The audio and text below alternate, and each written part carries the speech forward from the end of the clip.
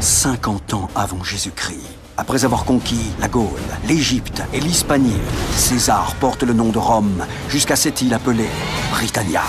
Incroyable. Moi, je crois bien que j'ai la cote avec les dieux. Je me demande si nous pourrons résister éternellement.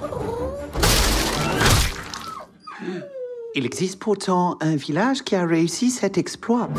Bon, Gouduric, c'est le matin, on se lève tôt à la campagne. Ouais, bah moi je viens de Lutèce. Et à Lutèce, c'est l'heure à laquelle on se couche. Maintenant, foutez-moi la paix, les blaireaux. Je vous présente Johnny Thorax. Enchanté, secouons-nous la main. Obélix! Oh, c'est chouette, on va aller en Bretagne. Ils ont des romains tout neufs là-bas. On sera vite revenus, tu sais. Bienvenue à London.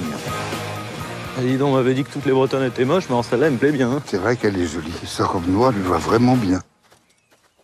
J'ai l'impression que je lui plais pas.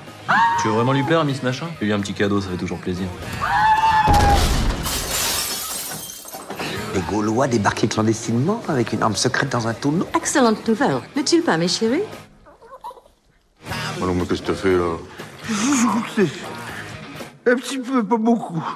Engageant des mercenaires, les Normands, qui ont cette particularité de ne pas connaître la peur. Bande de bouffons!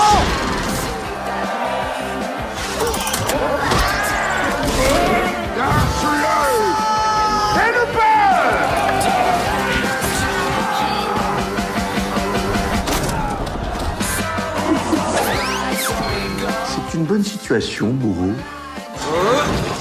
Non, je vous assure que ça m'intéresse vraiment. C'est parce qu'on a rarement l'occasion de rencontrer un bourreau dans sa vie. Et c'est vrai, quand ça arrive, ben, c'est souvent la dernière fois. Alors.